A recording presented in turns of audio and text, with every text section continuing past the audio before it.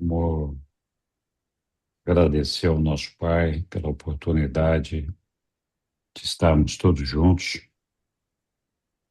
pedir que o ajustador do pensamento de todos os líderes mundiais consigam aumentar um pouco a percepção desses líderes para perceber a presença do nosso Pai, para que as coisas possam se encaminhar dentro de uma normalidade melhor. E aos nossos ajustadores que nos ajudem a sempre fazer a vontade do nosso Pai, que Ele amplie a nossa capacidade de percepção para que a gente possa ver e compreender os ensinamentos que nós vamos discutir hoje. Amém. Muito bem, pessoal. Muito obrigado a todos. Hoje a Sussu não está aqui para me ajudar. Então, vamos lá. Vamos continuar com a nossa leitura aqui do documento 195, item 3. Eu vou compartilhar aqui, pedir para ver quem é que pode nos ajudar com a leitura aqui, por favor. Eu posso ler. Vamos lá, então. Muito obrigado. Sob o Império Romano. Após a consolidação do governo político romano e depois da disseminação do cristianismo, os cristãos se viram com um Deus, um grande conceito religioso, mas sem um império. Os greco-romanos se viram com um grande império, mas sem um Deus para servir de conceito religioso adequado à adoração do império e à sua unificação espiritual. Os cristãos aceitaram o império. O império adotou o cristianismo. Os romanos forneceram uma unidade de governo político. Os gregos, uma unidade de cultura e de instrução. O cristianismo, uma unidade de prática e de pensamento religioso. Roma suplantou a tradição do nacionalismo por meio do universalismo imperial e, pela primeira vez na história, tornou possível que raças e nações diferentes, pelo menos nominalmente, aceitassem uma religião única. O cristianismo ganhou a preferência de Roma, em uma época na qual havia uma grande luta entre os ensinamentos enérgicos dos estoicos e as promessas de salvação dos cultos dos mistérios. O cristianismo trouxe o conforto repousante e o poder libertador para um povo espiritualmente sedento, cuja língua não possuía nenhuma palavra para a ausência de egoísmo. O que deu maior poder à cristandade foi o modo pelo qual os seus crentes viveram vidas de serviço, e mesmo o modo pelo qual morreram pela própria fé, durante os tempos iniciais de perseguições drásticas. O ensinamento a respeito do amor de Cristo pelas crianças logo colocou um fim à prática disseminada de expor as crianças à morte, meu amor. quando não eram desejadas, Que foi? particularmente as meninas. Que foi? O plano inicial do culto cristão foi tomado, em sua quase totalidade, ao das sinagogas judaicas e modificado pelo ritual mitraico. Posteriormente, muito do Fausto pagão foi acrescentado a ele. A espinha dorsal da igreja cristã inicial consistia de prosélitos gregos do judaísmo, que se cristianizaram. O segundo século depois de Cristo foi o melhor período em toda a história do mundo para uma boa religião fazer progressos no mundo ocidental. Durante o primeiro século, a cristandade havia se preparado por meio de lutas e de concessões para criar raízes e espalhar-se rapidamente. A cristandade adotou o imperador. Mais tarde, o imperador adotou o cristianismo. Essa foi uma grande época para uma nova religião ser disseminada. Existia liberdade religiosa, as viagens se haviam generalizado e inexistiam entraves para o livre pensamento. O ímpeto espiritual de aceitar nominalmente o cristianismo helenizado chegou a Roma tarde demais para impedir o declínio moral já bem avançado, ou para compensar a deterioração racial já bem estabelecida e crescente. E essa nova religião era uma necessidade cultural para a Roma imperial, e é uma grande infelicidade que não se haja tornado um meio de salvação espiritual em um sentido mais amplo. Mesmo uma boa religião não podia salvar um grande império dos resultados óbvios da falta de participação dos indivíduos nos assuntos do governo, do excesso de paternalismo, do exagero e da grosseria dos abusos na coleta dos impostos, do comércio desequilibrado com o levante, que acabou com o ouro, da loucura dos prazeres, do clichê da padronização romana, da degradação da mulher, da escravidão e da decadência racial, das epidemias físicas e de uma igreja estatal que se tornou institucionalizada quase até o ponto da esterilidade espiritual. Em Alexandria, contudo, as condições não eram assim tão desfavoráveis. As primeiras escolas continuavam mantendo muitos dos ensinamentos de Jesus sem comprometimentos e concessões. Pantaenos ensinou a Clemente e passou a colaborar com Natanael, proclamando Cristo na Índia.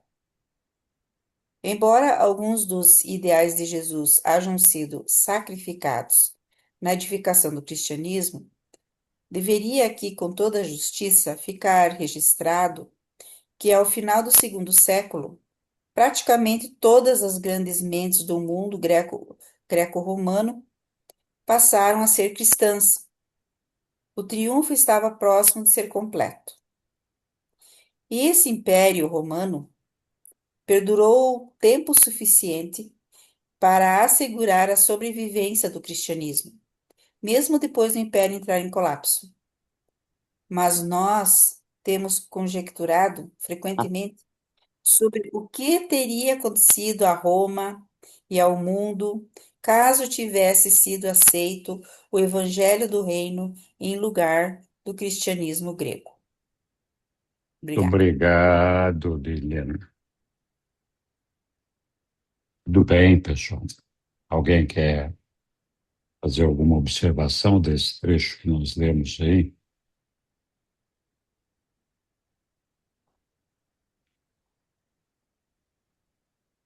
Para mim, vamos dizer assim, eu conjecturo, né, que eu acho que o cristianismo puro não será que sobreviveria? Pode ser que sim, né? Não Sobreviveria em sobreviveu algumas lá com. Não sobreviveu ali com. Como é que chama mesmo lá? a O Filadélfia, né, apóstolo. com, É, uhum, o com apóstolo lá de João. sim. Mas até hoje, né, Abner. O Abner. Abner.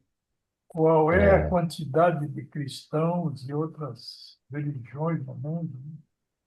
O cristianismo não é o único e não vai ser o único. Eu acho que vai ser o único uma religião da qual nós, volta e meia, conversamos. Uma igreja não, uma religião mais pessoal, né? Porque essas religiões hoje formam um fanatismo. Eu estava vendo essa história aí de Irã, Iraque, e todo o Oriente Médio. Meu Deus do céu, isso aí é uma panela de fogo fervilhando lá dia e noite, não tem como acertar isso. Então, às vezes eu vejo assim até o próprio cristianismo, sabe, muito falho, muito fraquinho. Não é o que a gente faz aqui, né? Estudos. O pessoal vai na igreja, você que foi bastante igreja, vai lá, reza dois Pai Nosso e faz tudo aquilo lá, vai embora e acabou a religião. Então, ela é muito fraquinha. Eu vejo as religiões do Oriente Médio são muito. Eu não quero dizer que sejam certo, ou o cristianismo esteja errado, certo. São mais fortes. Nosso cristianismo precisaria pegar uma força maior. Ele é muito fraquinho. Você vai na igreja, eu vejo até os evangélicos vão na igreja, cantam, choram, vão para casa e acabam, fica nisso. Estuda muito pouco. Não acha, Henrique? O que você me diz do que é realmente o cristianismo hoje? Vamos ouvir o Caio aí, depois nós voltamos nessa questão sua aí, o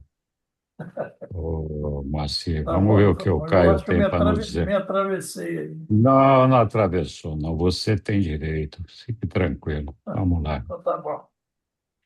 Eu só queria comentar que, apesar da gente ter o livro de Urante em mãos e tá lá o Evangelho de Jesus Cristo íntegro, intocado, perfeito, né? Isso não sobrevive nem aqui nesse grupo, nem aqui mesmo. Oi. Todos nós aqui é, saímos de certas escolas de criação, de pensamento, de crenças, que a gente não abandona, a gente não consegue abandonar rápido, né?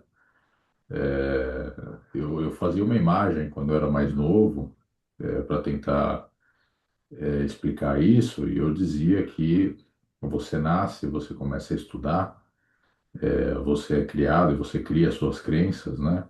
E essas crenças podem ser assim, você engolir elas do jeito que elas são dadas e viver cegamente elas, ou criar a sua própria crença baseado, né, no que te é apresentado, né? Independente de Hum. um caminho ou outro, no fim das contas, cada um de nós é como se tivesse um baú e conforme vai é, vendo essas coisas, sendo exposto a essas coisas, acreditando, etc., vai colocando tesouros ali dentro do baú e vai criando aquele baú pesado, né, cheio dos tesouros, algumas tranqueiras, coisas que talvez não servem para nada, mas tudo que está ali, que talvez outra pessoa veja e não dê valor nenhum, você dá um tremendo valor para aquilo, porque você sabe o que custou aquilo, da onde veio, qual a história de cada uma das pecinhas que você tem lá no seu baú, né? E a gente não consegue, mesmo que aquele baú esteja cheio de coisas erradas, não corretas, distorcidas, a gente não está disposto. E quem aqui está disposto a pegar um conhecimento novo, jogar tudo que você criou fora e assumir o novo, né? E, infelizmente, essa é a maneira como funciona, e Jesus sabia muito bem, ele sabia do risco que se tinha de ele ir embora e ser tudo distorcido e mesclado com as coisas antigas de cada um, etc. Ele fez todos os esforços possíveis para confiar, né, nos apóstolos e nos discípulos, para que transmitisse a mensagem da maneira mais correta, né? E eu acho que a mensagem da maneira mais correta ela é mais poderosa, realmente. Mas a gente aqui mesmo, a gente não consegue pegar o evangelho e aplicar puramente. Vai chegar uma época que a gente vai entender todas as consequências, os malogros os problemas das crenças que a gente tem, erradas, quão infrutíferas elas são, o quanto elas atrasam a percepção né, de uma elevação maior, a nossa postura para ir para frente e a gente vai abandonar, mas isso vai levar muito tempo ainda, muitíssimo tempo, né? Verdade. Obrigado, Caio. Oi, Lilian. Então, quando o seu Moacir perguntou, falou que os cristãos são muito fraquinhos, eu penso que os cristãos, eles estão numa maturidade, porque já houve o momento da guerra, né? Que os cristãos queriam impor a sua religião, inclusive aos judeus e a outras pessoas, né? Todo mundo tinha que ser cristão. Então, acho que foi a Idade Média ou coisa parecida, eles queriam impor a religião. Então, eu acho que eles entenderam que o caminho da paz e do diálogo é o caminho que é mais assim, que é mais de acordo com aquilo que Jesus disse, né? Paz na terra aos homens, e, e é um caminho da construção da paz. Então, é isso que se prega e é isso que se procura viver. Neste caminho, tem que ter muita coragem. Tem muita coragem, muitas vezes, para você não querer vingança, né? Então, o cristianismo procura dialogar com os governos, sim, procura dialogar, né? Nas várias denominações e que existem, nos vários países, e quase 5.000 cristãos, infelizmente, eu já falei isso algumas vezes, sim, quase 5.000 cristãos são martirizados, são mortos por causa de sua religião, eles dão testemunho vivo. Mais coragem do que isso, não sei, né? Então, é essa coragem, muitas vezes, de não pegar em armas para resolver tudo a ferro e fogo, né? E nessa, muitos cristãos ainda são martirizados. Então, nós estamos num caminho aí, que é um caminho, eu acho que nós estamos indo, e até a passos largos. Depois do Vaticano II, apesar de alguns pesares, muitas pessoas falam, mas os cristãos estão seguindo aí, rumo a uma religião mais pessoal, mais contato com Deus. Muitos movimentos dentro da igreja estão aparecendo, né? E esse contato mais íntimo com Deus está sendo construído. Então, acredito que vai dar certo. Aos poucos, né, as pessoas vão se conscientizando. E os padres vão passando isso para os seus paroquianos, né?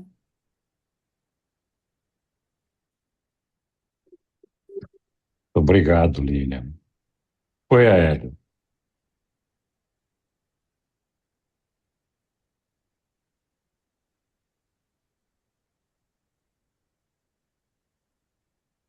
Tá no modo aéreo. Tá fechado o som aí. Tá aberto agora? Estão me Parece que ouvindo? sim, Agora sim. sim. Sim. Então, por favor, o parágrafo 1 na tela.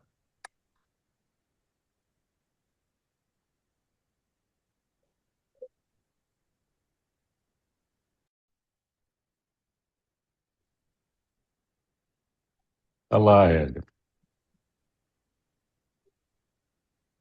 Pois então, é, pelo que eu entendi, esse tópico 3 desse documento, ele fala do cristianismo do primeiro século, ele fala do cristianismo do início, ele fala do cristianismo sob o Império Romano. Ele não fala do cristianismo da Idade Média, não fala do cristianismo dos nossos dias, não fala do cristianismo nesses 2.000 anos que obviamente sofreu muitas alterações, muitas deturpações. Mas assim, querendo tirar proveito do texto, eu, no eu marquei em todos aqui, eu vou ter que ser econômico. Então vou lá, fugir das minhas marcações. O que eu vi aqui no texto é o seguinte: tem o cristianismo que Jesus defendia, que era a religião dele, que era o evangelho de Jesus, que era diferente do evangelho dos apóstolos sobre Jesus. É importante destacar esses dois evangelhos, porque o cristianismo sofreu influência direta dos apóstolos, que falavam sobre a vida de Jesus. Bom, aí fala da interferência do cristianismo greco-romano, ou seja, que não tem a ver com o Evangelho de Jesus, não tem a ver com o Evangelho dos Apóstolos, tem a ver com a influência greco-romana. Então a gente lê greco-romano e a gente fica pensando, e o greco-romano tem a ver com o primeiro evangelho, que era o de Jesus, tem a ver com o segundo evangelho, que era o dos apóstolos, mas aqui fica o registro para o evangelho dos greco-romanos, que a gente pode chamar de cristianismo dos gregos e dos romanos. Bom, aí segue. Vou tentar pôr alguma lógica para não ser demasiado confuso. Aí segue falando sobre. Deixa eu ver aqui, estou tentando ler, eu marquei tanta coisa que fica difícil escolher. Aqui fica falando da influência do mitraísmo. Nós vimos na aula anterior sobre o mitraísmo. Também vimos a influência do paganismo. E nós vimos, aqui fala da influência dos estoicos. Então, aí eu já falei lá do um, que era o de Jesus, o 2, que era dos apóstolos, o 3, que era dos gregos, 4, que era dos romanos, o 5, que era dos mitraicos, o 6, que era dos estoicos. E aí tem uma confusão. A religião, ou mais especificamente o Império Romano, sendo influenciado por um tema espiritual, por um tema religioso, e qual seria o propósito político de um poder militar, um poder político, usar um poder religioso com propósito político. Aí, nesses parágrafos, a gente começa a ter uma ideia do propósito político. Então, o que passa? Roma era nacionalista e ela tomou conta, era o poder militar dominante. É evidente que em cada país, ou em cada estado, ou em cada nação, em cada povo que eles dominavam, existia, com certeza existia o nacionalismo. O judeu era nacionalista e todos os demais, onde o Império Romano subjugou, eram nacionalistas. E eles queriam criar uma identidade que contrariasse o nacionalismo e criasse uma condição melhor de governança. Mas é importante a gente contextualizar que esse império poderoso terminou no ano 476. E o texto aqui não está falando de séculos antes da, do fim do império. Então, provavelmente o primeiro século, segundo século, terceiro século. Tá.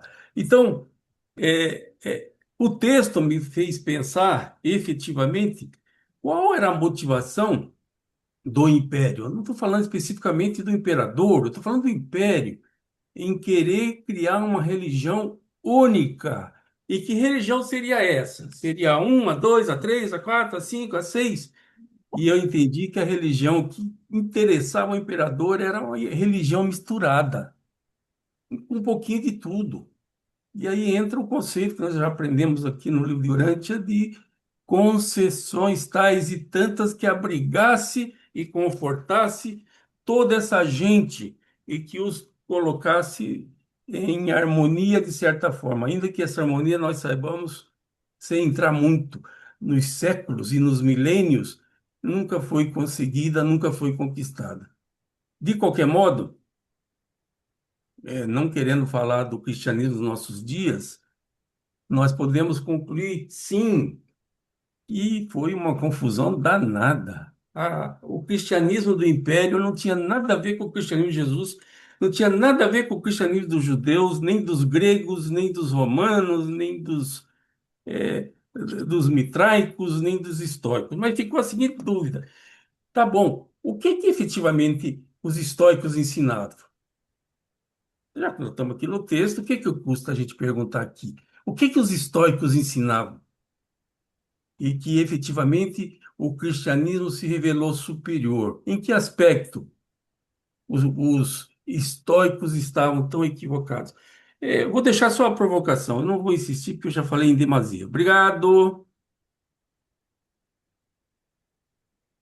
Muito obrigado, Hélio. Alguém quer fazer algum comentário adicional a isso aí? Diga, Roberto. Boa noite, pessoal. Olha, eu fico meditando no que o revelador diz no último parágrafo. Ele fala: nós conjecturamos o que seria se a religião de Jesus, o evangelho dele, tivesse sido adotado. Não é isso? Acho que é mais ou menos isso. Mas nós temos conjecturado frequentemente sobre o que teria acontecido a Roma e ao mundo caso tivesse sido aceito o evangelho do reino, em lugar do cristianismo grego. Eu, eu, eu posso estar equivocado nisso, mas eu creio que há uma diferença fundamental entre a religião institucional do cristianismo e a verdadeira religião vivida por Jesus, que é pessoal. Então, no meu ponto de vista, a verdadeira religião do espírito é uma experiência pessoal, interior e espiritual de cada pessoa humana. E eu acredito que essa religião, ao longo dos últimos 2000 anos, ela foi vivida por muitos dos nossos irmãos. Eu acredito que a Bíblia e a descrição dos ensinamentos, mesmo que precária, da vida de Jesus, ela é suficiente para estimular em cada pessoa um início de uma relação pessoal com Jesus Cristo. E aí, o que acontece no coração de cada um é daquela pessoa com a adorável pessoa de Jesus. Eu fico impressionado com a habilidade de cada devoto de Deus dele interpretar essa realidade espiritual de acordo com a alma, com a vida dele. Eu acho que cada um de nós faz isso. Cada um de nós tenta harmonizar a nossa experiência exterior com o mundo material, com a experiência no interior da nossa mente, com a alma e com o espírito. E eu ouvi bastante, eu gosto muito da visão do Caio Gabriel, mas eu acredito que talvez em nível intelectual nós devamos realmente estar aberto a uma revelação mais completa, como a do livro de Urântia. Mas eu vejo o livro de Urântia não como negando as experiências que a gente possa ter na nossa vida, e como o Caio falou, colocado no nosso baú da nossa história espiritual, eu não vejo tanto como uma negação. Eu creio que tudo de genuíno e sincero que a gente vive da religião de Jesus, ele é uma parte da verdade. E o livro de Urântia, nosso progresso espiritual, ele vai cada vez mais complementando com a verdade mais inteira aquela nossa experiência de vida passada. Mas, em conclusão, eu vejo que esse tópico 3 do documento 195, ele fala da religião socializada, de como a filosofia grega, o direito romano e o cristianismo e a religião cristã judaica se uniram para formar a base da civilização ocidental. Agora, a verdadeira religião de Jesus, eu acho que muitos dos nossos antepassados viveram.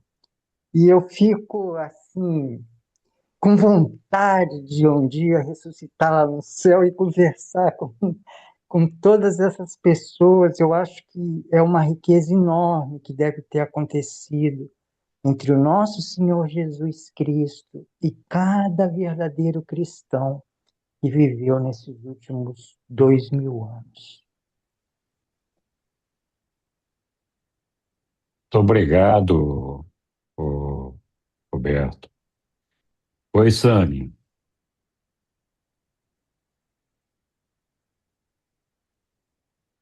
Eu achei interessante também essa passagem aí que o Roberto chamou a atenção de que ele fala que ele conjectura como seria se o evangelho do reino tivesse, né, sido assim, se propagado mais. Mas eu fui por outra linha de pensamento. Eu fiquei pensando foi em quem não está dentro das religiões nenhuma e ela consegue acessar em algum nível esse reino, sabe? Quando ela instintivamente ela começa a desejar esses frutos do espírito, mesmo sem saber que o nome é frutos do espírito, que o nome é assim. Mas que ela busca lá, tá se sentindo bem, tá fazendo bem, tá, sabe assim, aquele tipo de gente que ela não fala em nada de religião, mas ela tem assim uma atmosfera assim gostosa, sabe? Ela espalha assim uma energia boa. Ela é assim bacana com ela e com os outros. Eu fiquei pensando mais assim nessa linha. E de alguma maneira isso se fez acontecer, mesmo esse evangelho do reino ter dado certo ou não, assim, de ter se propagado de alguma maneira, pelo menos quando eu olho à minha volta, eu percebo uma contaminação, assim, digamos assim, desse negócio. Muito bem, Sânia. Muito obrigado. Oi, Caio. Eu só queria comentar que o baúzinho que eu falei, etc., é dos nossos lixinhos, tá? Coisas que estão erradas, mas que a gente é criado tendo aquilo como verdade, né? Na época de Jesus, por exemplo, tinha muita questão do sacramento ali, né? De você respeitar o sabá, de você fazer, decorar o texto, né? Coisas que tem até hoje, tá? Assim, que valor espiritual genuíno tem isso? Nenhum. Jesus mesmo tinha ido contra essas coisas, né? Então, uma coisa é a religião, a verdadeira religião, que ela é, conforme o Roberto falou aqui, dinâmica, ela não precisa seguir uma cartilhazinha feita, porque ela é a verdade, e a verdade é uma coisa viva, uma coisa que cresce, é uma coisa que ela expande os nossos conhecimentos, etc. E outra coisa são os lixinhos que a gente vem, acaba adquirindo na vida, conceitos errados e que muitas vezes prendem a gente em algum lugar e que a gente, obviamente, depois, quando vem algo novo, que exige que a gente abandone aquilo, né, para a gente seguir mais para frente, às vezes a gente tem algum apego a essas coisas, tá? Então, diferenciar bem essas duas coisas são bem distintas. É verdade. Muito Correto. obrigado, Hélio. Olha, pessoal, é, o cristianismo, da forma como foi desenvolvido, ele explodiu porque em algum momento teve o apoio de Roma, do Império Romano. Como o texto fala ali, Roma era extremamente nacionalista e acabou, mais tarde, indo se ajustando e se adaptando a uma ideia mais universalista.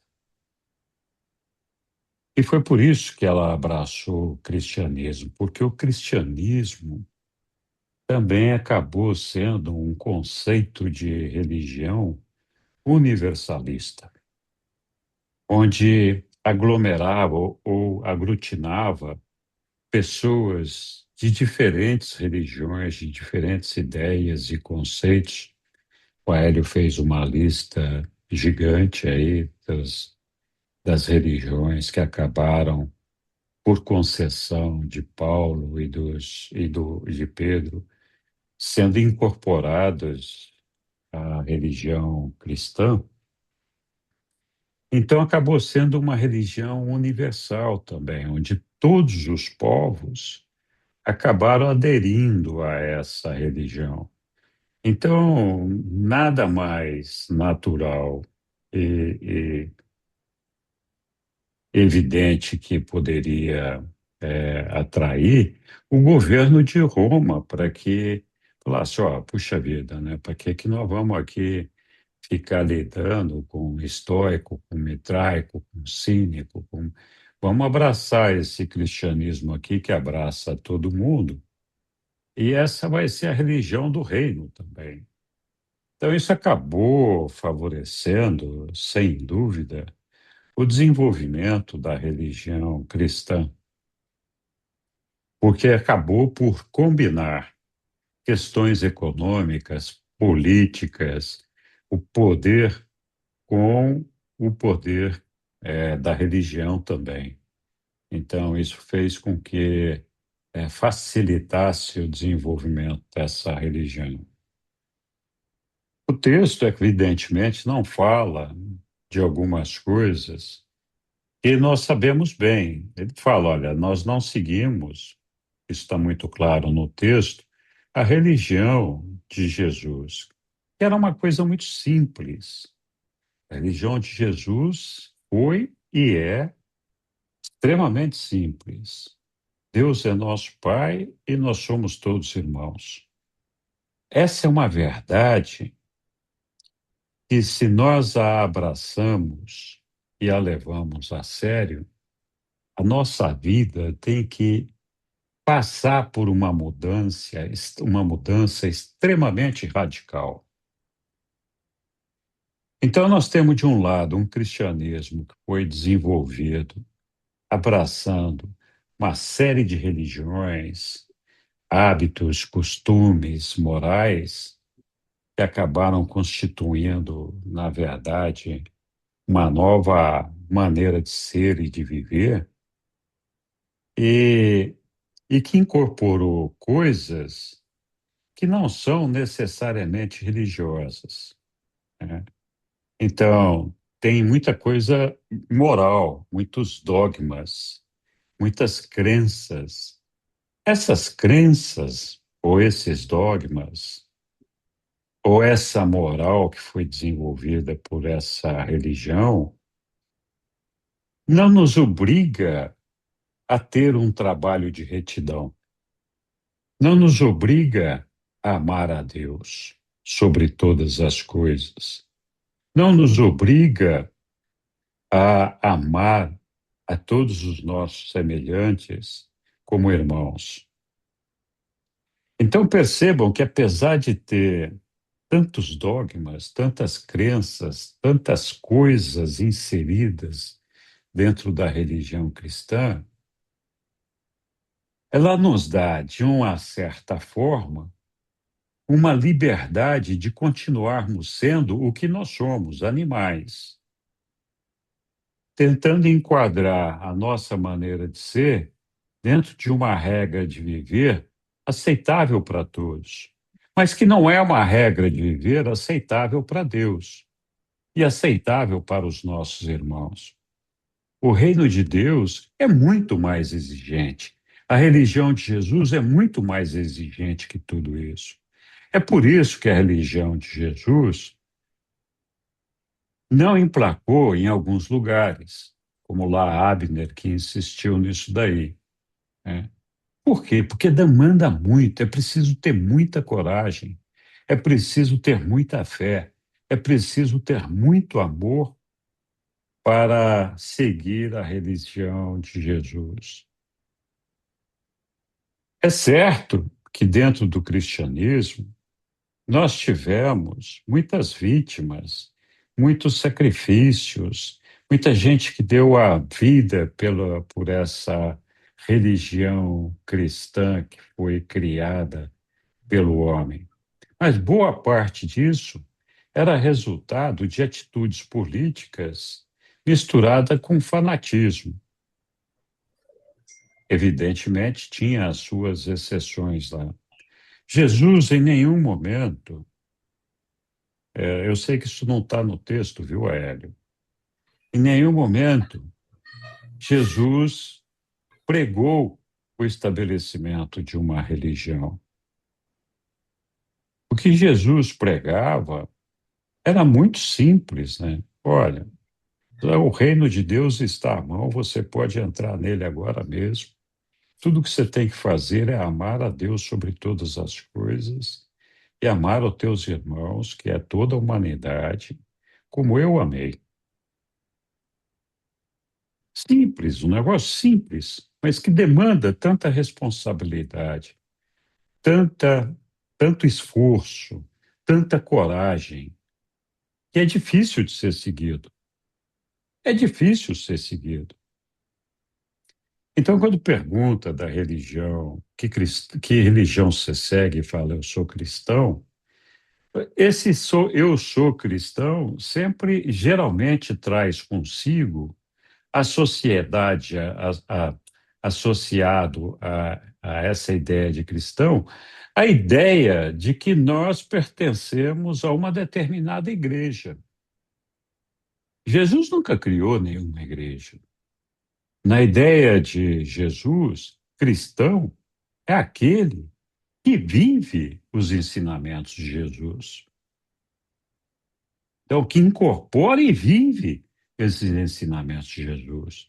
Então, não adianta ir lá na igreja, seguir aqueles sacramentos todos, aqueles dogmas todos, fazer todo aquele negócio, aquela cena toda, mas a gente continua sendo o que é, animal, perseguindo as outras pessoas, desprezando as pessoas, é, esquecendo que a coisa mais importante que nós temos que amar é o nosso Pai.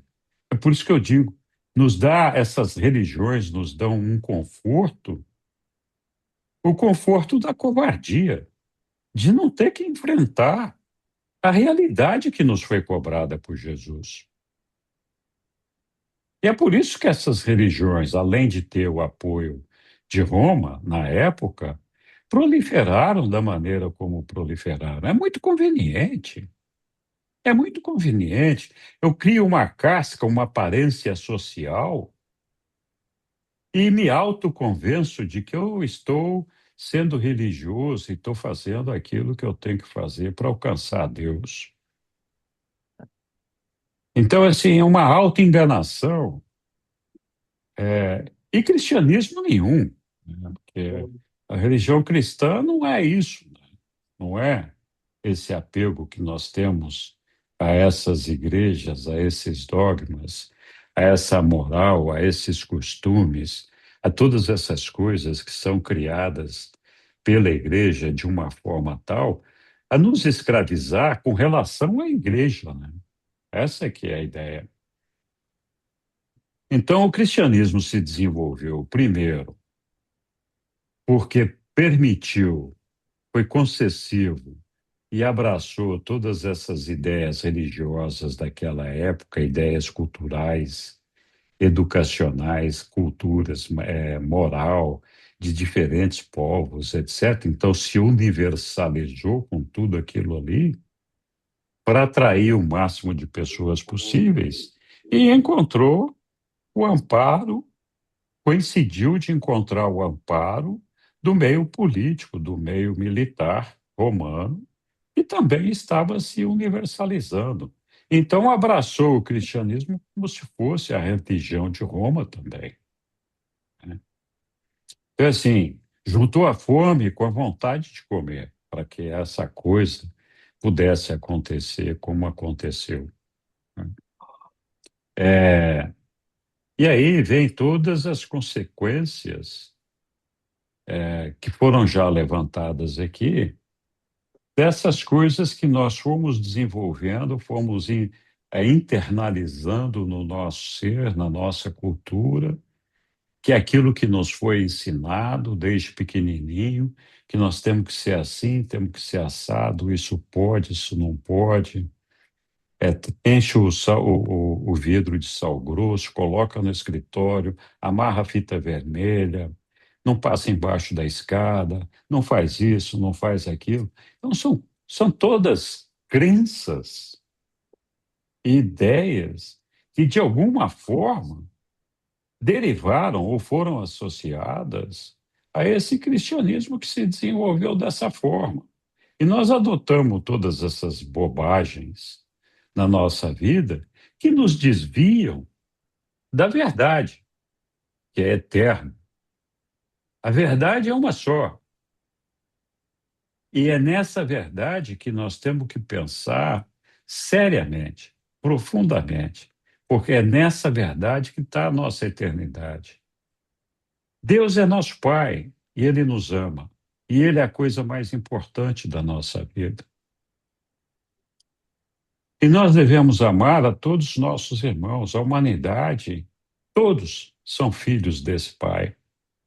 Então devemos amar a humanidade.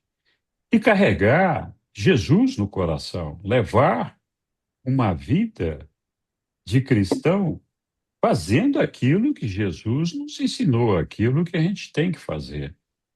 Mas isso é difícil, né? Oi, Flávio, desculpa fazer te esperar aí. Não, que isso. Até complementando o que tu falaste aí, o Império Romano, na verdade, né, ele terminou também aceitando o cristianismo, né,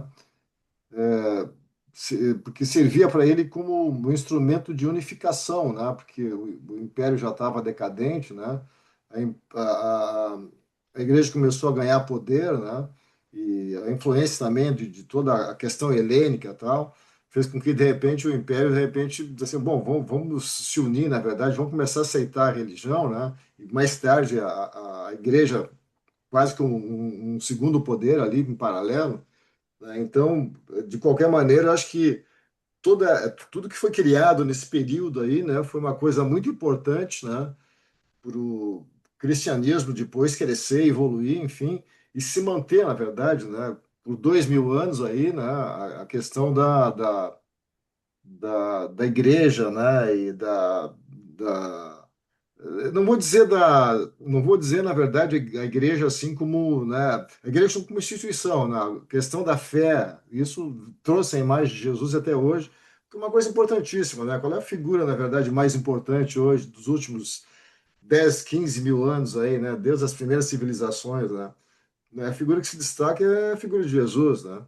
Então, acho que isso foi importante, esse movimento que aconteceu há 2000 anos, aí, exatamente para trazer até nós aqui, nós estarmos hoje aqui com essa revelação, eu acho que faz parte de todo esse começo, praticamente, aí, né? É isso mesmo, Flávio. Muito bem lembrado. Tem uma curiosidade que nós falamos aqui que Roma, então, estava deixando de ser nacionalista, né? E abraçando uma ideia do universalismo como uma maneira de se sustentar. E essa religião cristã também acabou sendo, de certa forma, uma universalidade de crenças, de hábitos e culturas e costumes. Então, são duas ideias de universalismo, onde um acabou complementando o outro. Mas, curiosamente, a religião de Jesus também é universal. Não tem nenhuma religião mais universal que essa religião de Jesus. Imagina só, Deus é nosso Pai, Ele é o Senhor do mundo. Todos nós somos irmãos, todos nós somos uma só comunidade. É universal isso ou não é? Só que é universal de um poder centralizado, que não é o poder político de Roma, nem o poder político de outras nações. Não existe a divisão política, existe a derrubada das fronteiras. Então, a religião de Jesus, além de trazer consigo esse peso, essa responsabilidade, essa dificuldade de ser praticada, porque nos obriga a todos nós,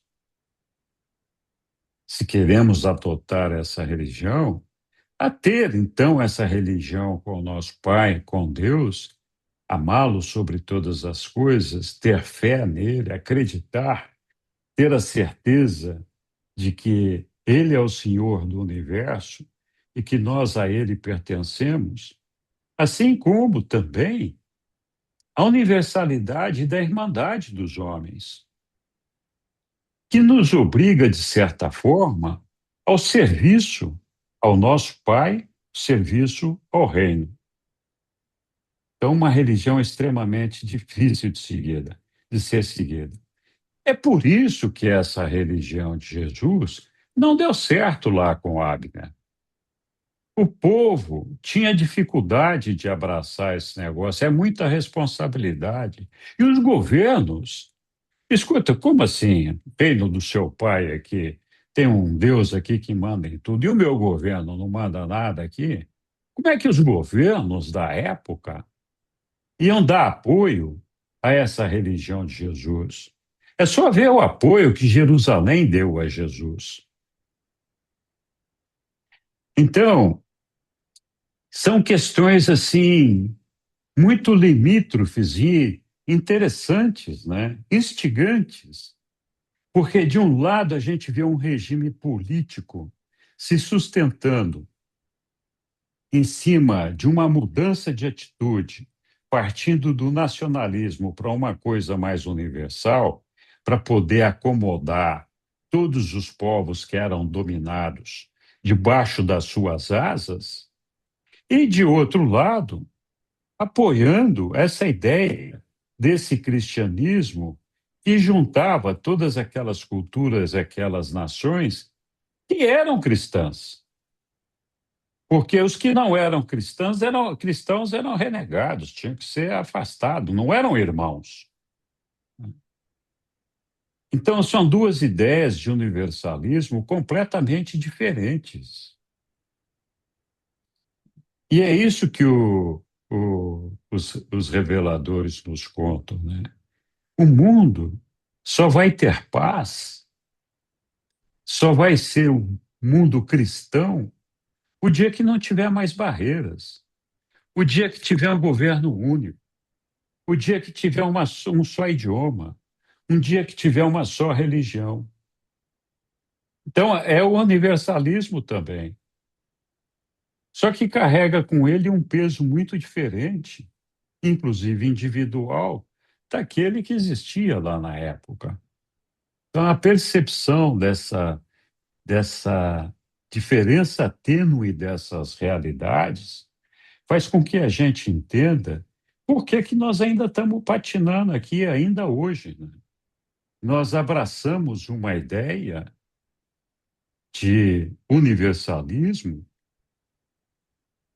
que faz com que a gente se sinta, tenha um sentido de pertencimento a uma classe que não tem nada a ver com a religião de Jesus, mas que de alguma forma nos une, sem não nos unir, não nos separa, mas não nos dá responsabilidade nenhuma de um pelo outro. É muito interessante esse aspecto que os reveladores estão nos trazendo. Muito bem, não sei se alguém quer mais trazer algum comentário.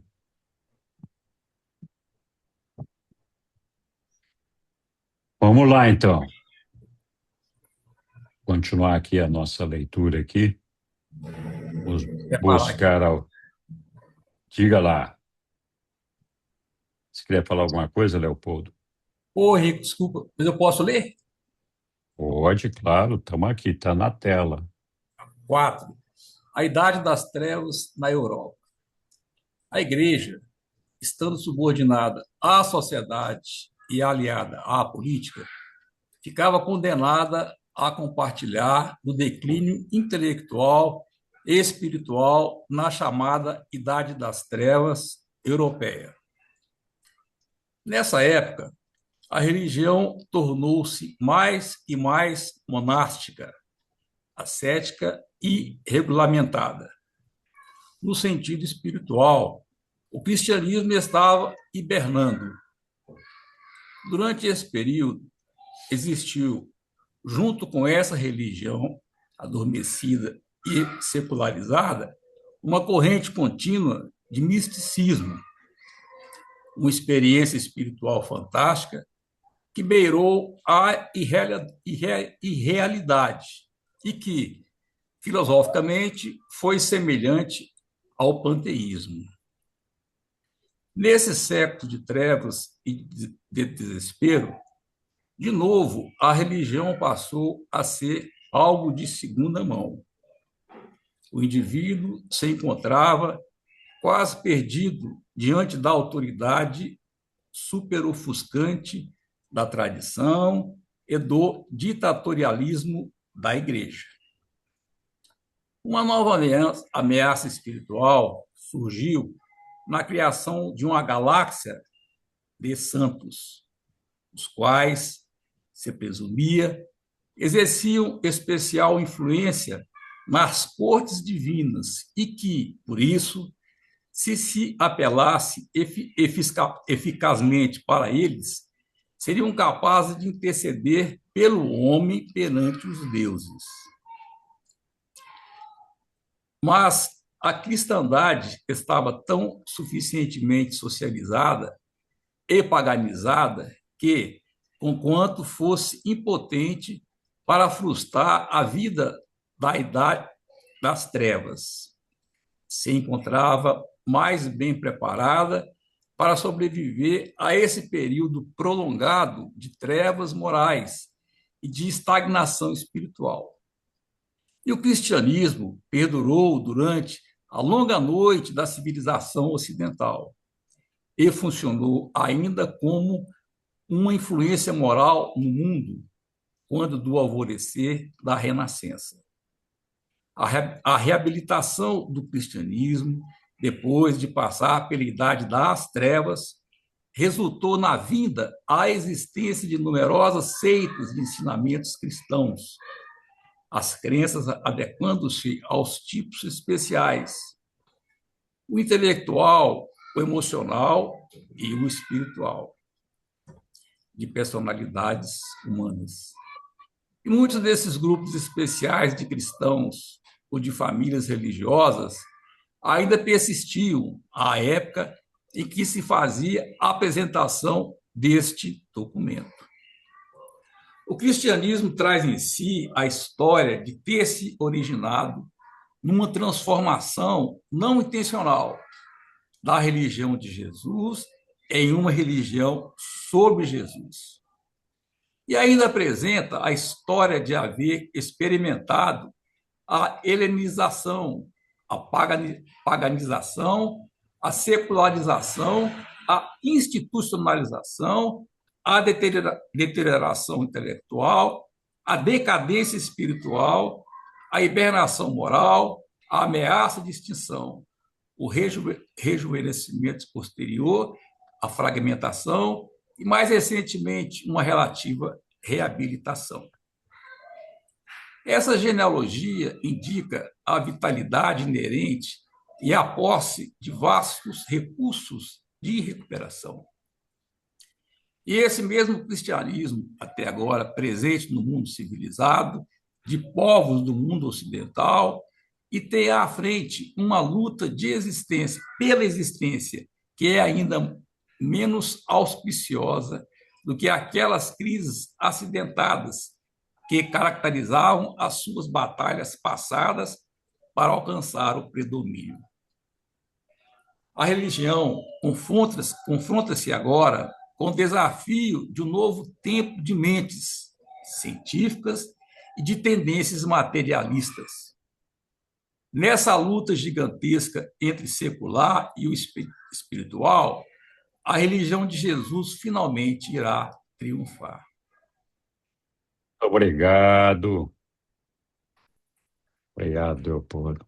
Obrigado a vocês. Tudo bem. Alguém quer fazer algum comentário? Futuro do presente irá triunfar. Então, Isso. não devemos nada temer, né? Apesar de ser um pouco difícil, a gente vê muitas coisas aí que parece que está tudo decadente, mas a religião de Jesus vai triunfar. E essa é a nossa fé. É verdade, Lídia. Bem lembrado. Diga lá, Hélio.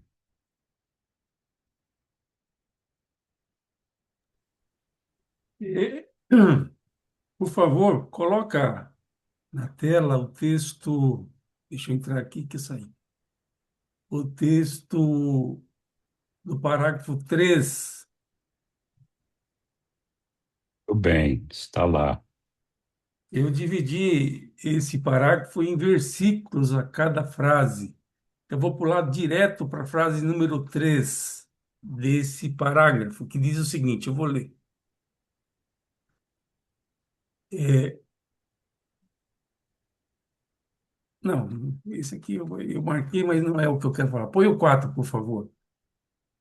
Ok, está lá o 4. Desde a primeira frase.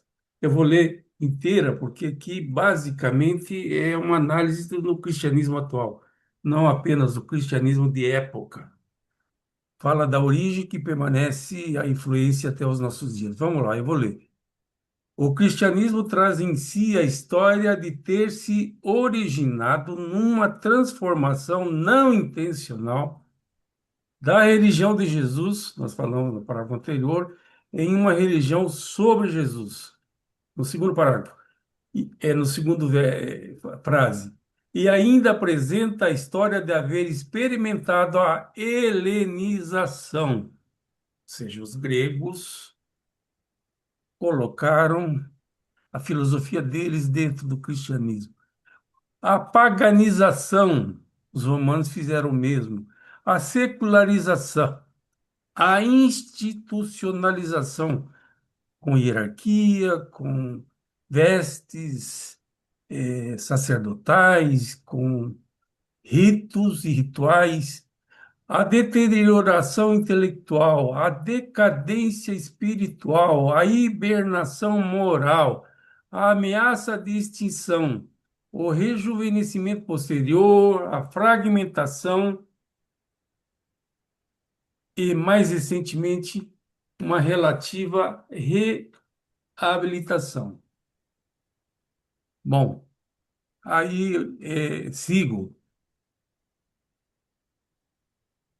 E esse mesmo cristianismo está agora presente no mundo civilizado de povos do mundo ocidental e tem à frente uma luta pela existência que é ainda, destaque para o ainda, menos auspiciosas. Ou seja, eles estão entendendo que o cristianismo, do que aquelas crises acidentadas que eu li há pouco, que caracterizaram as suas batalhas passadas para alcançar o predomínio. Ou seja, já no século XX, o revelador entende que ainda menos auspiciosas do que as dificuldades iniciais que eu citei antes. É, eu tenho mais a dizer, mas me passa suficiente isso aí, vou dar oportunidade para outro. Obrigado. Muito bom, Hélio, muito obrigado.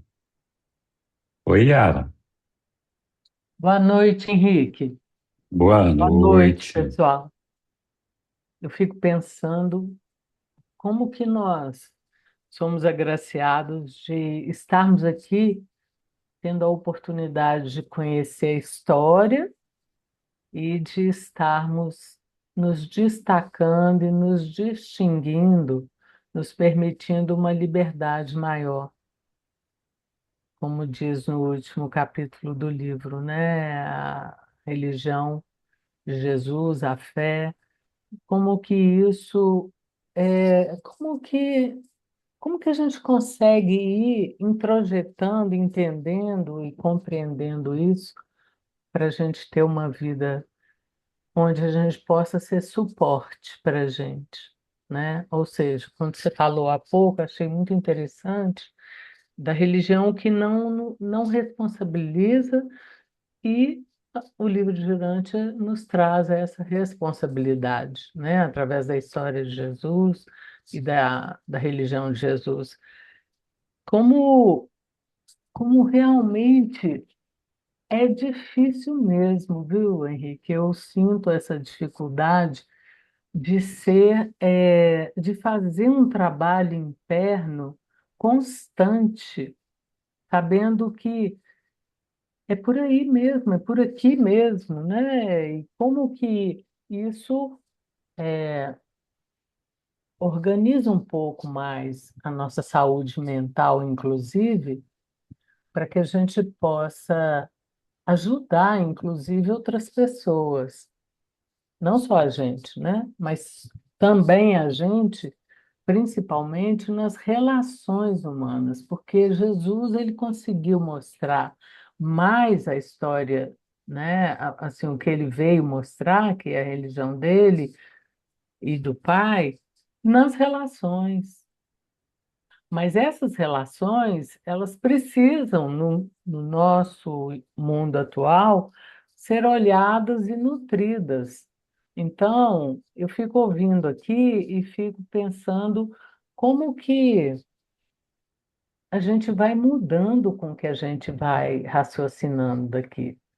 Ontem eu estava conversando com meu filho e eu estava percebendo como que não é importante afirmar que uma coisa seja como é e deve ser, como que é interessante conseguir estar no ambiente da divergência, das diferenças, né? Então, eu fico pensando aqui, compreendendo que é isso que vai nos levando para frente, porque o que mais a gente vê são divergências e diferenças gritando cada vez mais alto para que a gente consiga criar espaço de se sentir inteiro, habitável, responsável e civilizado nesse mundo, né? Não?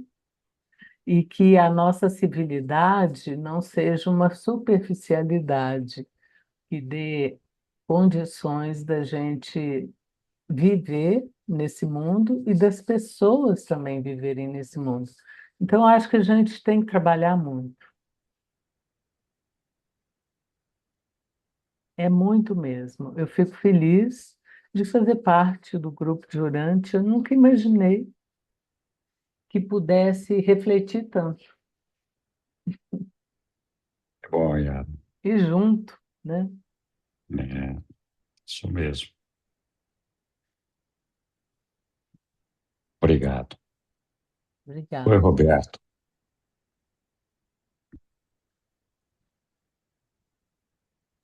Olha, eu quero somar e adicionar o que a Yara, você, Henrique, falou a respeito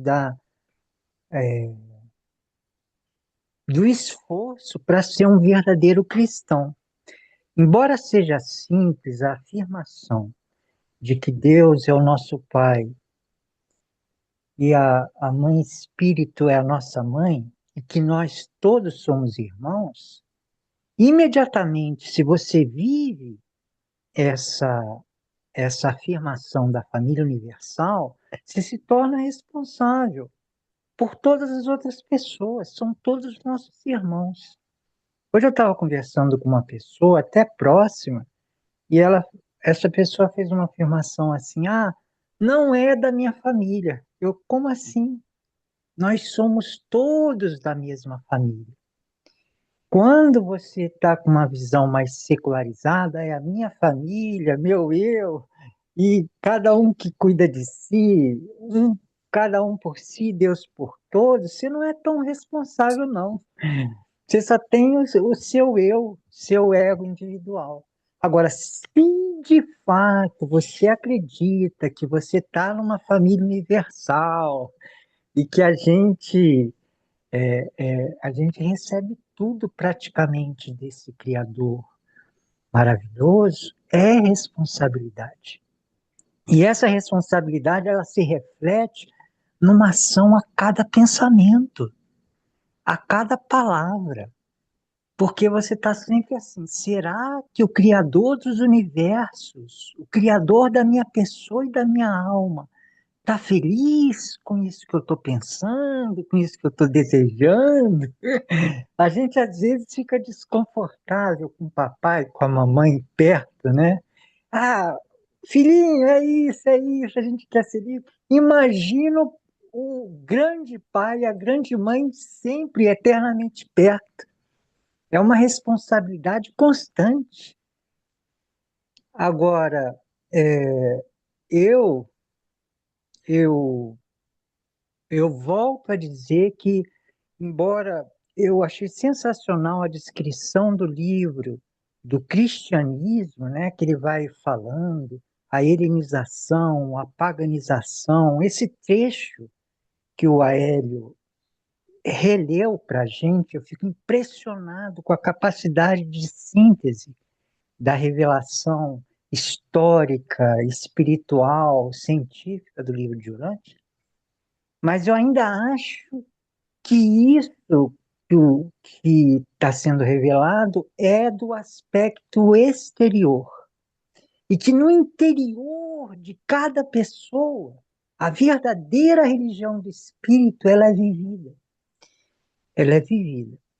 E a última questão que eu coloco, porque os reveladores nesse que a gente leu, eles falam dos nossos desafios. E como a Lilian relembrou, a religião de Jesus vai triunfar, né?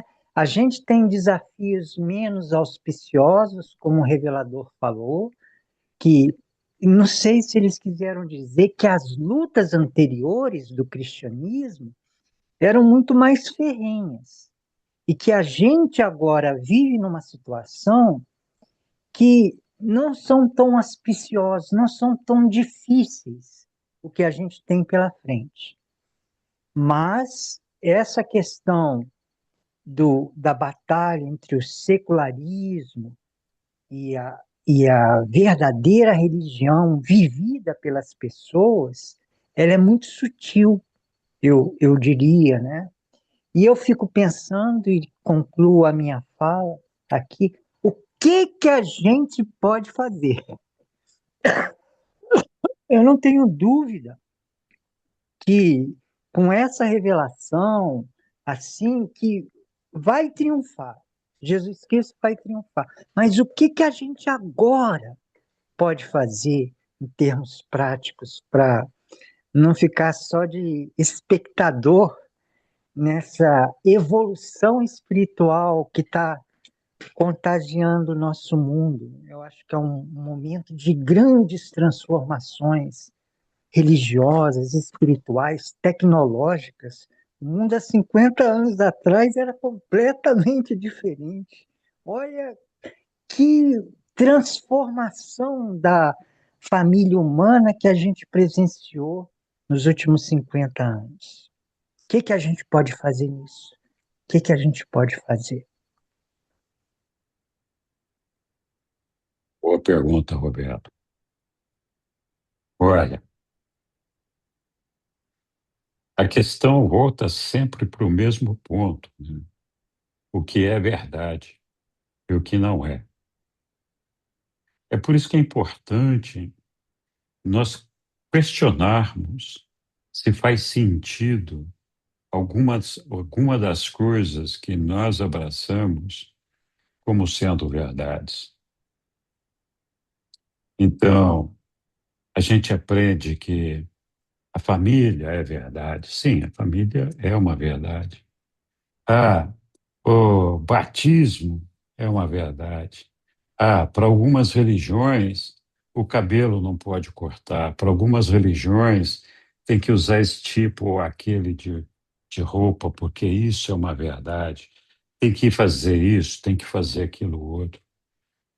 Enquanto que a religião de Jesus, a verdade única é Deus é nosso Pai e nós somos irmãos.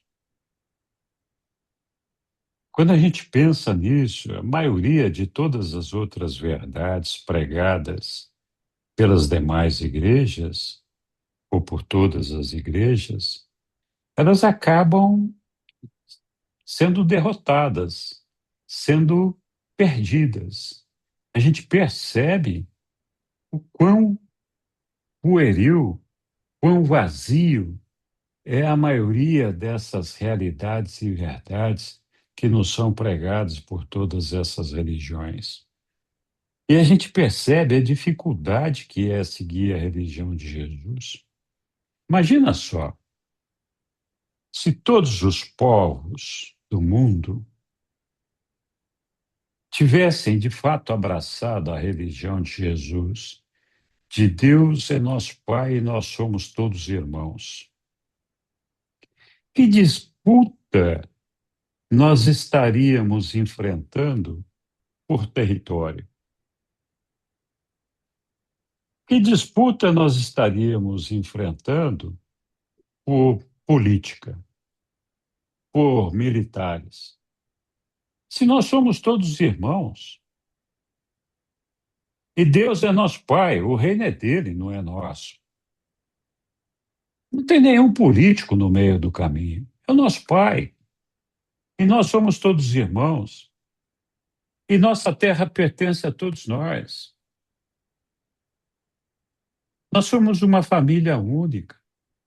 Então, o primeiro impacto evidente de uma religião como essa de Jesus é justamente o desaparecimento das guerras, o desaparecimento das brigas políticas, o desaparecimento das fronteiras. Somos todos irmãos. Se nós somos todos irmãos, esta casa nos pertence, pertence a todos. Então, na verdade, ao viver essa religião que é simples, mas tão difícil de ser seguida, porque é preciso coragem, faz com que a gente abandone todas essas outras verdades.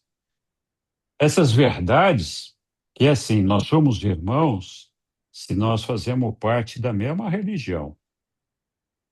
Então, se você é judeu, você é irmão judeu. Se você é do Islã, você é irmão do Islã. Se você é muçulmano, irmão muçulmano. De qualquer outra religião que você seja, você não é irmão.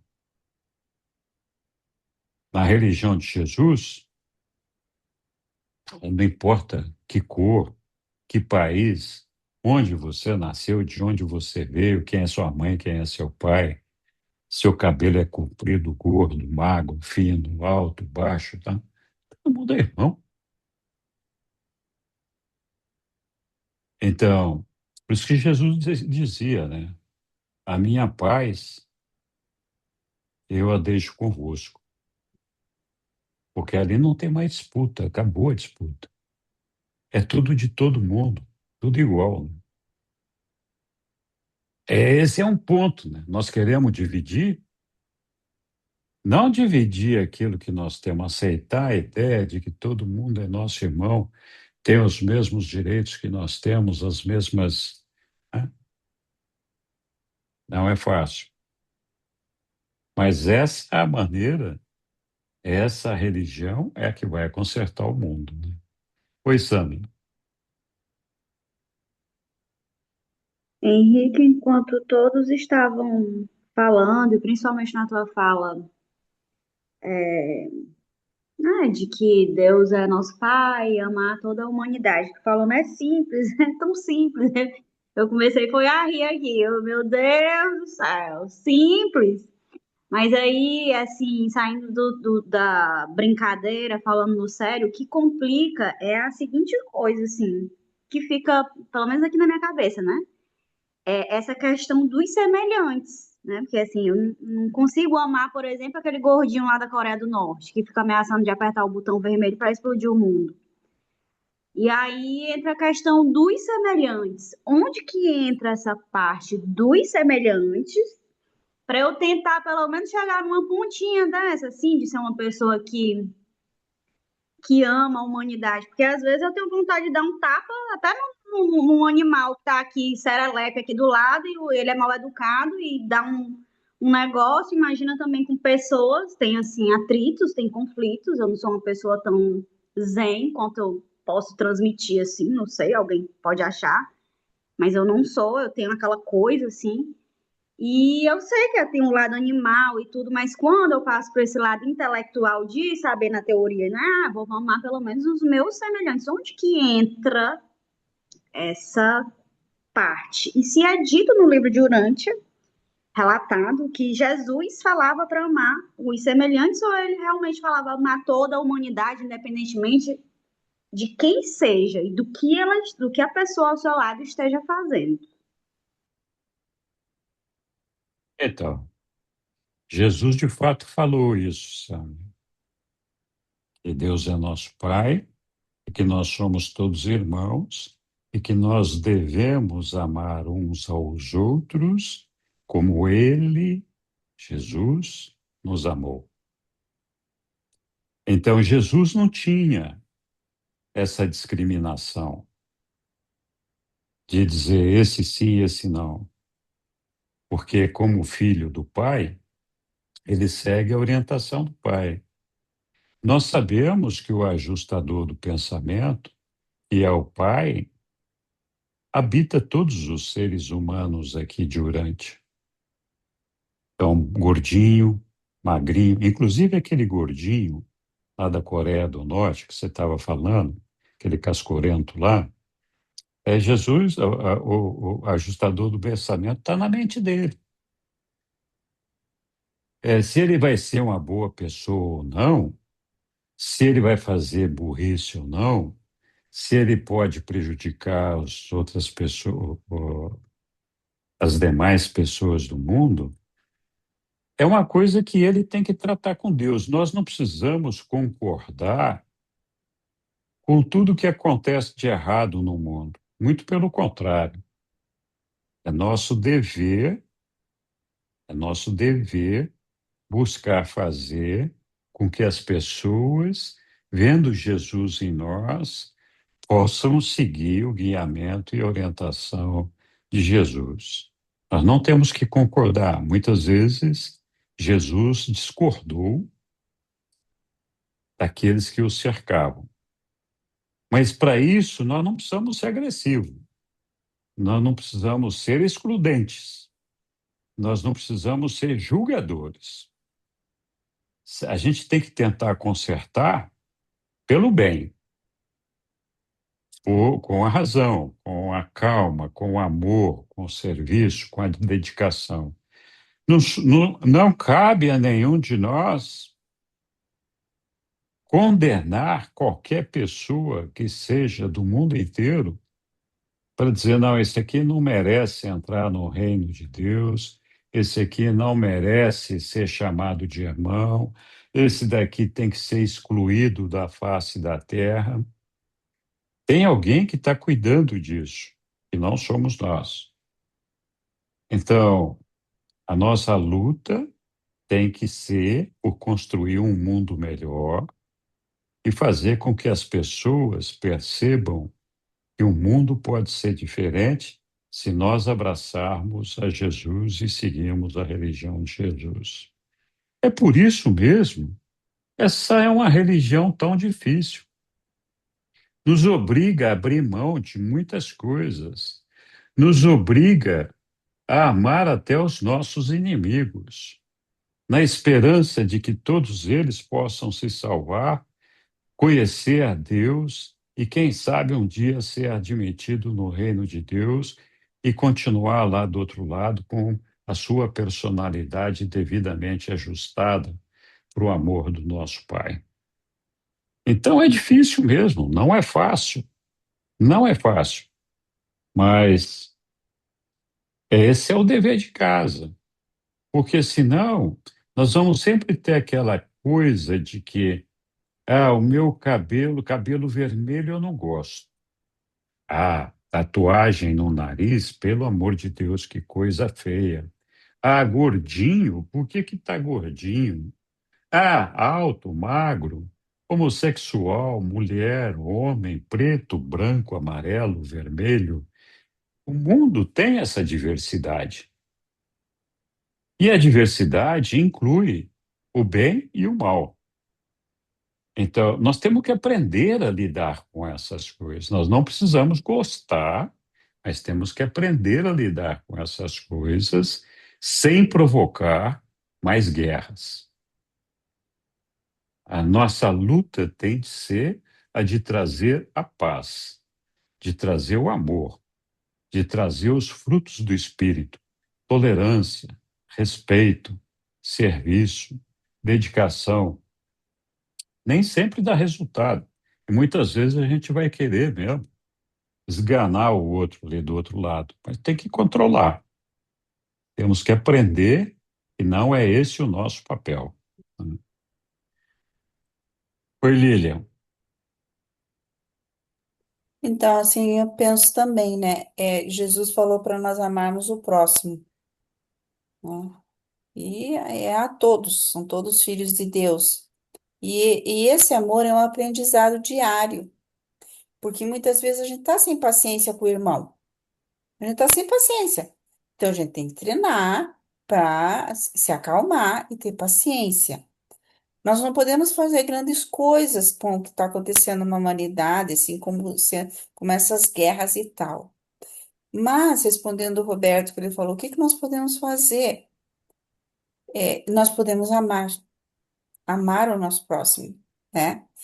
E esse amor, ele vai se irradiar, ele vai irradiar. E vai chegar a todo o universo, nós sabemos disso. Que tudo que nós fazemos não chega só até o nosso irmão, mas chega a todos. E um dia esse trabalho de formiguinha, né? Ele vai ter esse efeito de amor. E nós vemos na humanidade hoje em dia que a maioria, eles querem o bem, né? Apesar de lutarem muitas vezes, fazerem aquilo que muitas vezes não querem, né? Mas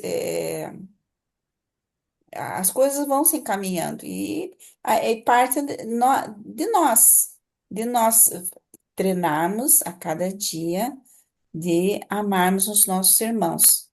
Fazendo assim, eu acho que daí a religião de Jesus vai para frente. Verdade, Lilian. Uma coisa importante é que nós devemos sempre buscar aceitar a vontade do nosso Pai. Uma das coisas importantes para a gente compreender a Deus é a paternidade. Quando eu falo da paternidade, inclui a maternidade também. Então, ser pai e mãe, ter filhos, é um negócio que nos ensina muito sobre como que nós devemos nos relacionar com Deus, nosso Pai. E essa experiência é tão importante que os reveladores nos dizem que quem não viveu essa experiência aqui na carne vai viver essa experiência lá nas morôncias, cuidando das crianças do berçário, que são aquelas crianças que deixaram este mundo prematuramente, por uma razão ou por outra, e que lá vão receber, então, uma continuidade e poder seguir até poder fazer a opção de alcançar a Deus ou não. Então, tem que cuidar dessas crianças. Tem as crianças dos adamitas, etc. Então, a gente que não viveu a experiência de ter filhos aqui, vai viver essa experiência lá, nas morôncias. Como Jesus viveu aqui, ele não era o pai biológico da família dele, mas ele viveu a experiência da paternidade, porque ele cuidou de todas aquelas crianças, todos os irmãos dele, da mãe dele, etc. E aqui fazendo um parêntese, depois abandonou todo mundo quando sentiu que eles estavam bem e que não precisavam mais dele.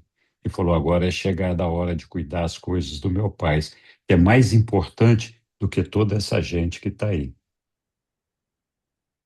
Né? Jesus cuidou da sua família até ter certeza que eles poderiam se virar, se autossustentar e seguir adiante, dando educação, recursos, etc. Mas quando chegou a hora, ele saiu de casa, nunca mais voltou. Foi cumprir a vontade do Pai e fazer a vontade do Pai para chegar até o Pai. E era a coisa que era importante na vida dele. Mas voltando aqui para a família, a experiência da paternidade, um pai e uma mãe que tem muitos filhos, sabe que tem filhos, ou filho, ou filha, que é problema. A gente não lincha esses filhos. A gente não expulsa eles de casa. O pai e a mãe sempre têm a esperança e o amor de que aquele filho, aquela filha, vai se corrigir, vai se acertar. E o pai luta e a mãe luta incessantemente para que aquele filho, aquela filha encontre o seu caminho. O nosso Pai que está no céu não é diferente com relação a nós. Alguns de nós damos muito aborrecimento para ele. Desagradamos muito aquilo que ele gostaria que nós fizéssemos. Talvez seja ciclano, fulano, mengano, nós não sabemos quem. Mas ele não abandona ninguém. Ele não saiu da mente de ninguém. Ele está lá, tentando levar essa pessoa até ele. Sempre no desejo e na esperança de que aquele ser, que é um filho dele, vá se corrigir, vá se acertar. Ele vai fazer um esforço de tudo que seja possível para que aquele filho mude a sua maneira de ser e alcance, tome a decisão de alcançar o Pai no paraíso e seguir o caminho e trilhar o caminho da verdade. Então, é esse ajustamento, essa paciência, esse amor, essa dedicação, essa tolerância que nós temos que ter com as pessoas que nos cercam. Amor de pai, amor de mãe, respeito pelas pessoas que nos cercam, mesmo quando a gente não gosta delas, mesmo quando elas não sejam muito agradáveis aos nossos olhos. Elas continuam sendo nossos irmãos e filhos de Deus. Então, podemos não morrer de amor pela pessoa, mas nunca perder o respeito, a tolerância, a dedicação e a vontade de servir e de ajudar naquilo que for preciso. Então, essa é a grande dificuldade de seguir a religião de Jesus, né? Senão é muito fácil, né? Só bater no peito e falar, eu sou de Jesus, né? Tá bom. Faz o que ele pede para a gente fazer, né? Olá, Soraya. Boa noite.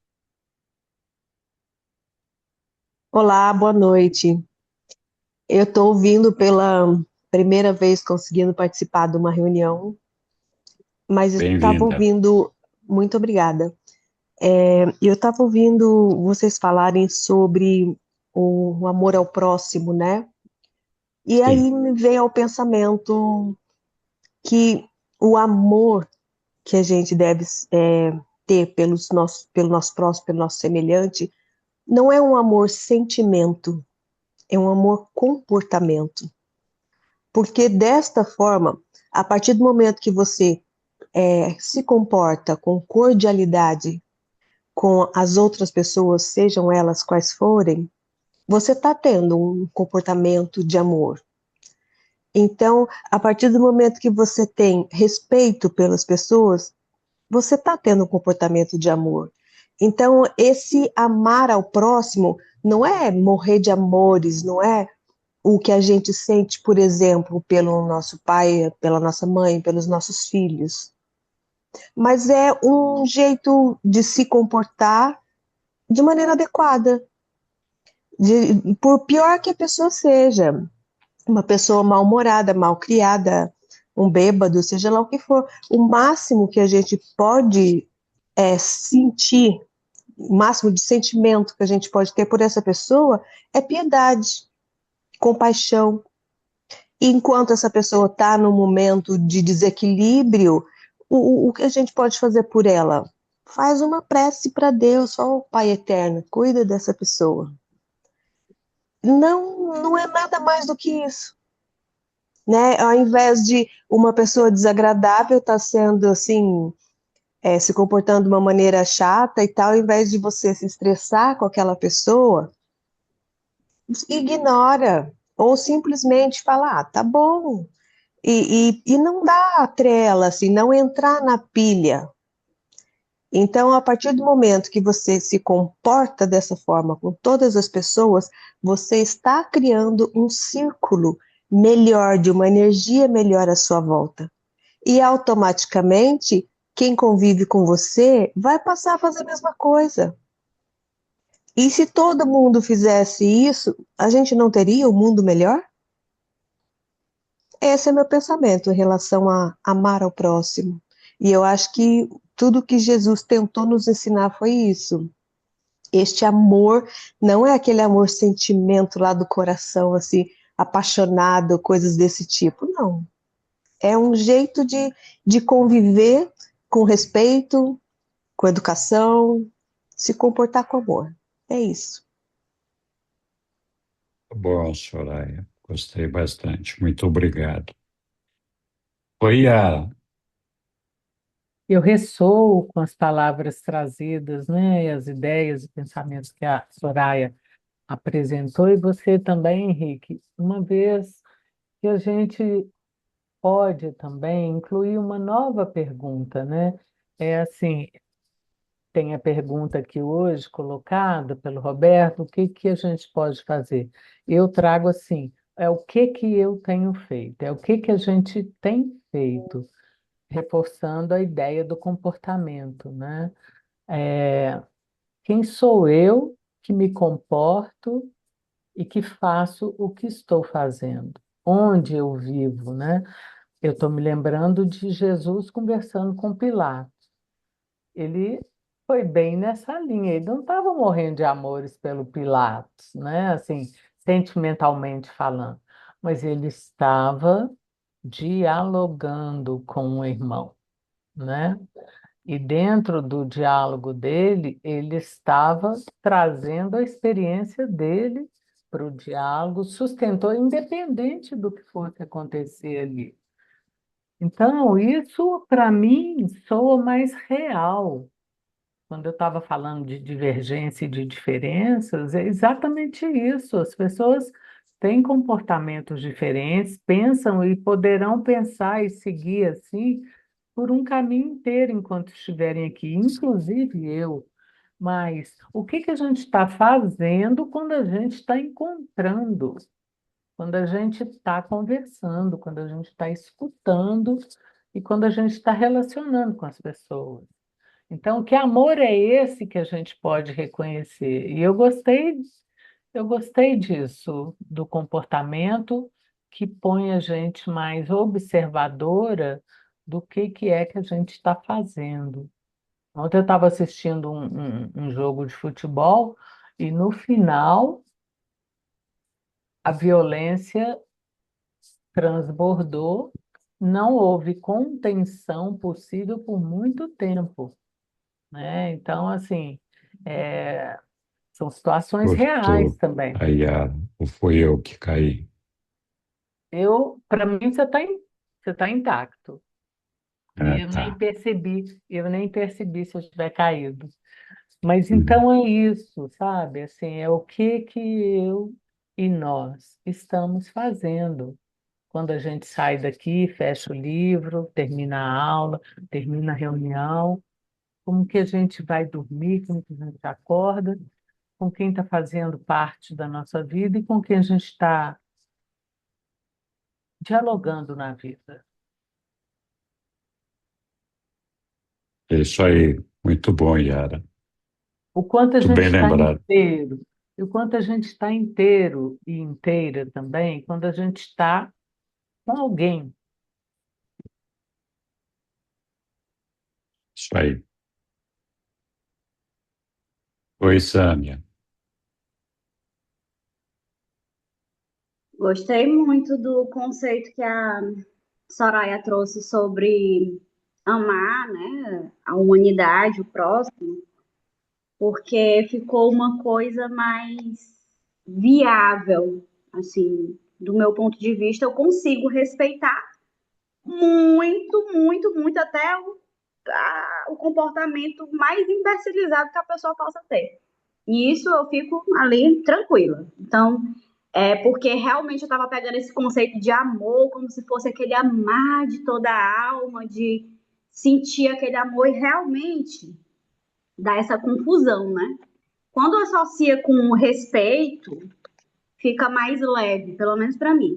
Agora, uma coisa, Henrique, que eu queria te perguntar, em uma fala que tu soltou aí, da questão da paternidade, que é a religião pessoal de Jesus é baseada nisso, Deus é nosso Pai, a humanidade são nossos irmãos e tudo.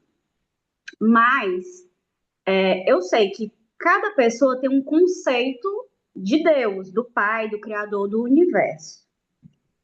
E eu queria te perguntar, no caso aqui, a tua opinião particular, dentro da tua fala, de que quando você tem filhos e tudo, você sabe que tem aquele filho que desagrada, mas assim, a minha pergunta é: tu acha que Deus, Pai, o Criador, que deixou o livre-arbítrio pra gente, e que pegando até o exemplo lá da Coreia do Norte, que ele faz aquilo tudo e tal, tu acha que ele tem esse sentimento de desagrado ou que ele simplesmente, sei lá, deixa eu fazer aí acontecer? Tu acha que realmente esse nome desagradar ao Pai, o Criador do universo, que é onipotente, onisciente, onipresente, esse nome desagradar, como a gente tem um conceito aqui humano, ele é aplicável para o Pai? Eu não sei se desagradar é uma palavra boa, mesmo que eu a tenha usado. É, Deus nos criou, a todos nós. E o desejo dele é que todos nós cheguemos nele. É, os reveladores nos dizem que não existe nada que nós possamos fazer que possa surpreender ao nosso Pai. Vamos falar, fez um negócio fora da curva, né? Não, isso e aquilo, tal. Não, nosso Criador não vai se surpreender nem se deixar levar por nada que nós fizermos. Mas se tem uma coisa que pode dar satisfação ao nosso Pai, é a percepção de que nós estamos buscando fazer a sua vontade. E o nosso Pai faz de tudo para não perder nenhum dos seus filhos. Então, ele está na presença da mente de todos os seres humanos. Jesus falou conosco sobre o pastor que saiu para buscar a ovelha perdida. E é assim mesmo, é desse jeito que funciona. Um pai não abandona um filho. Ele vai lutar até o último minuto para ter certeza que ele fez tudo o que podia ter feito para trazer aquele filho de volta para a nossa realidade, para aquilo que deveria ser. Então, o nosso Pai não desiste de nós em nenhum momento. Não importa que seja criminoso, seja prostituta, seja, enfim, nós podemos dar as qualificações que a gente quiser.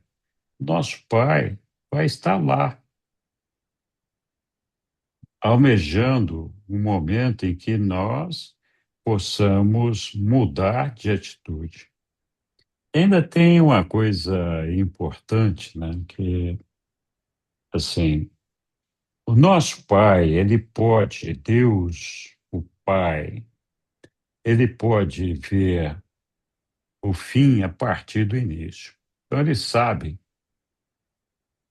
e esse que é um negócio interessante, ele sabe, cada um de nós, tudo que vai acontecer na nossa vida. Não porque ele tenha desenhado aquilo, não porque ele tenha projetado, não porque ele tenha arquitetado, não porque ele diga isso aqui é o que eu reservei para você. Não.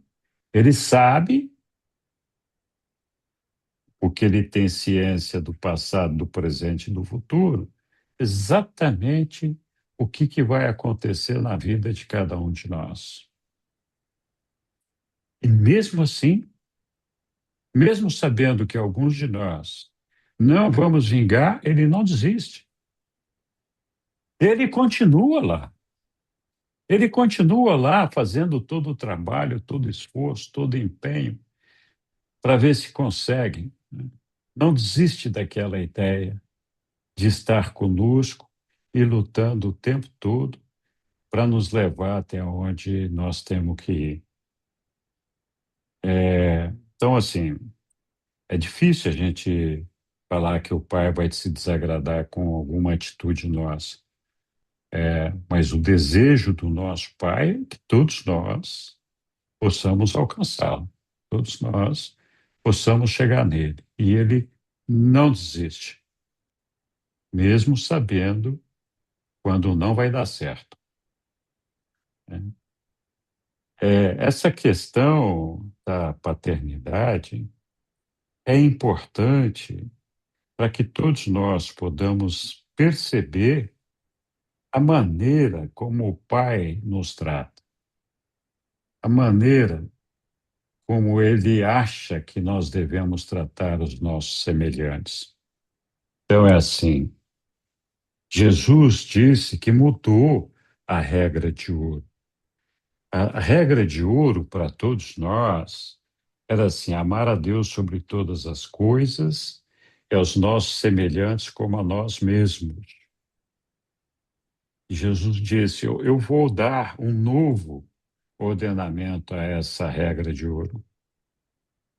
Vocês devem amar ao Pai acima de todas as coisas e amar ao seu semelhante como eu vos amei. Quando Jesus diz eu vos amei, ele está se colocando na condição de criador, na condição de pai, dizendo: vocês têm que ter um pelos outros o mesmo amor que eu, pai de todos vocês, tive por vocês.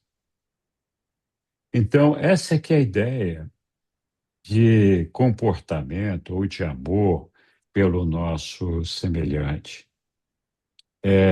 De enxergar no nosso semelhante sempre um irmão ou então um filho que nós deveríamos servir, cuidar, desejar que ele fosse para frente. Então, o amor de pai é aquele tolerante, é aquele perseverante, é aquele que respeita, é aquele que cuida, é aquele que não vai deixar a casa cair se ele puder. Então, essa é a atitude do amor. Então, quando a gente pensa nisso, nós temos que pensar assim. Eu já falei isso muitas vezes para as pessoas que estudam comigo há muito tempo já. Um pai que tem um filho bebê, estamos falando de pais normais, né? Pai que tem um filho bebê, ou uma mãe que tem um filho bebê, qual é a relação do pai e da mãe com esse bebê? É de cuidado, de paciência. Chora, né? Às vezes chora a noite inteira, dá vontade de jogar pela janela, mas está ali. Paciência, cuida, arruma, troca a fralda, faz isso, faz aquilo, cuida, né? Não temos aquele amor de pai, de cuidando. Pois a criança vai crescendo, a gente continua com todos aqueles cuidados. Então, o amor de pai é esse, que olha uma pessoa que está aprendendo, que ainda não sabe fazer aquilo que deveria fazer, não adquiriu, não conquistou a educação, a maturidade, a atitude, a sabedoria para levar a vida. Então, nós tentamos ter com essa pessoa uma relação paternal, de cuidado, de respeito, de amor. Então, se a gente tem essa paciência com um filho bebê, o pai tem com um filho jovem, adolescente também. Nós também deveríamos ter. Mesmo com as pessoas que têm mais idade, porque o que nós estamos falando é de uma criança com relação à idade, à maturidade mental, intelectual, emocional. Então, uma pessoa que tem 90 anos, mas é agressiva, mal educada, seja lá o que for, nós temos que ter paciência. Não é porque ela é um adulto que tem 90 anos que ela já conquistou a maturidade que tinha que conquistar. Muitas vezes é essa criança de 90 anos que está precisando da gente, que está precisando que a gente olhe para aquela pessoa com amor, com carinho, com respeito, com dedicação, com atenção, dizendo: puxa vida, já viveu tanto e não aprendeu ainda, né? Tem que ter paciência, não é uma questão pessoal. E também nós não temos aqui, nós não estamos aqui para resolver todos os problemas do mundo. Eu sinto muito que existem pessoas drogadas. Eu sinto muito que existem pessoas criminosas. Eu não posso resolver o problema da fome do mundo, não posso resolver o problema da sede, o problema da educação. Eu não consigo resolver tudo isso sozinho. Mas eu consigo respeitar as pessoas. Eu consigo ter uma atitude de, quando eu puder, de serviço, de ajudar se eu puder ajudar. Mas não é nosso papel salvar ninguém. Nós não salvamos ninguém. Cada um se salva a si próprio. Então, se nós pudermos cooperar de alguma forma para iluminar essa pessoa, para ela poder chegar lá, que maravilha, que bom, né? Não é nosso papel salvar ninguém. Não é nosso papel acabar com a fome do mundo. Isso vai acontecer na medida em que todas as pessoas se amarem e acharem que todos têm o mesmo direito, devem ter a mesma atenção, os mesmos privilégios, né? Então, o mundo vai se consertando sozinho. Jesus dizia assim: o nosso trabalho, e esse é o nosso trabalho, é de ajudar as pessoas a conquistarem uma elevação espiritual. Porque quem toma as decisões norteado pelo Espírito, toma decisões com sabedoria, que vão ajudar a gente a lidar melhor com os nossos problemas materiais. Nós não temos que fazer desaparecer os problemas materiais. Nós temos que tratar os problemas materiais que aparecem com sabedoria, com educação, com respeito, com entendimento daquilo que nós estamos fazendo, sabendo que aquilo é uma coisa passageira, é uma escola, nós temos um papel para ser representado ali, vamos fazer aquilo da melhor forma que a gente puder. Então, o que a Soraya falou com relação ao comportamento faz muito sentido. Nós não precisamos morrer de amor por nenhum dos nossos irmãos. Não é essa a ideia. Nós precisamos sim morrer pelos nossos irmãos, se essa for a maneira de salvá-los e de ajudá-los. Mas nós não temos que fazer nada que não seja mais do que respeitar, servir, não tomar as coisas como uma atitude pessoal das pessoas. As pessoas, no fundo, gostariam que as coisas fossem melhor para todo mundo. Quem é que não quer isso daí, né? Então, cada vez que a gente tem que argumentar numa discussão, tentando mostrar quem está certo e quem está errado, nós estamos entrando pelo caminho errado. Quanto mais argumento nós temos que usar, mais errado nós estamos e mais complicado está o negócio. Porque não é argumentando. A gente tem que dar o exemplo e prestar o serviço que tenha que prestar. O trabalho de ajudar a mudar as pessoas é do espírito. É o espírito quem vai fazer com que uma pessoa possa produzir os frutos do espírito, não somos nós.